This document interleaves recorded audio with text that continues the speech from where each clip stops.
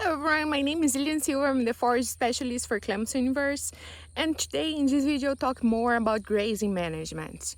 So I'm here on a field where we have a mixture of cool season forages. I have triticale, ryegrass, and a couple of clovers here. And as you can see, the animals are grazing on the back here. And it's really important to make sure that you're adjusting the management that you should be using for those forages that you're going to have on your system.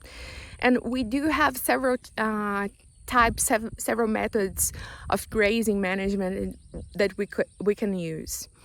One of the most common and most recommended is rotational management, just because it's going to help you to improve the response both from the plant and also the animals, just because we are going to be working on improving the efficiency of forage that is harvested, and also the quality that those animals will be able to consume by the way that we're managing those pastures.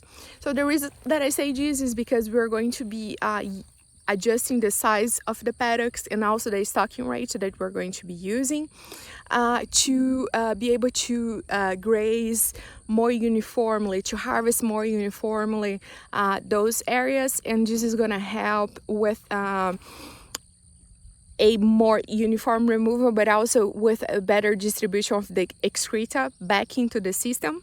The animals will be defecating, will be urinating while they are grazing, and they are going to be working on redistributing those nutrients back in the pasture, and the plants will be able to reuse those nutrients to grow and to really incorporate that as quality for those plants.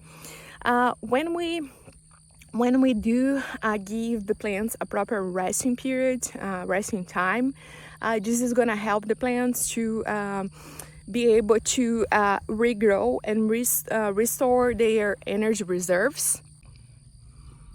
And this is really important for the plants to be able to do this, especially for perennial plants. It's going to be really important to make sure that you leave the proper stubble height, which is the residual leaf area that you're leaving behind. And also to give a proper resting period for those plants, because that's how they will be able to come back year after year and be persistent on those fields. There are specific recommendations for different forage species, so I won't go and talk about each one right now.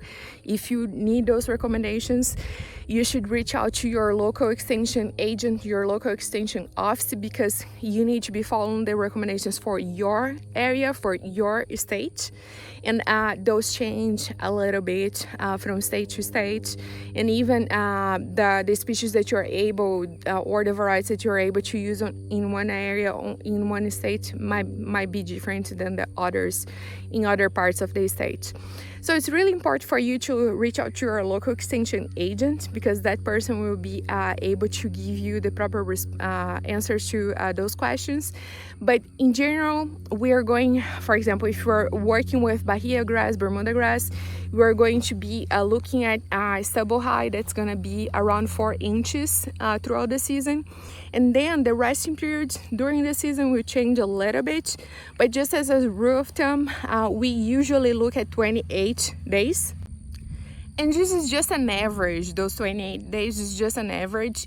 It actually will be a little shorter on some parts of the season when the Bermuda grass and Bahia grass are really actively growing really well on that peak of the season towards midsummer, and versus to some, for example, the late spring, early summer, that the plants are coming back from the dormants and growing a little slower. That might require you to go a week later to just allow the plants to grow first, then turn the animals there to graze.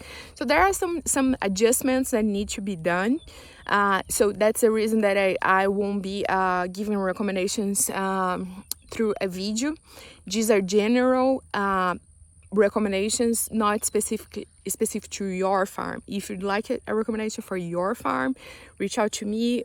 If you are in South Carolina, reach out to your extension agents. If you are here in South Carolina or any other place, actually, your local extension agent will be able to give you the proper recommendations for your farm based where you are, your soil type, and everything else. I will. I have some other points that would be interesting to discuss as well in terms of the grazing management, but I'll be just producing other videos and sharing them later. Thank you so much for to watch this video. Go there, check the other videos on forage drops, and I hope you have a great day. Thank you.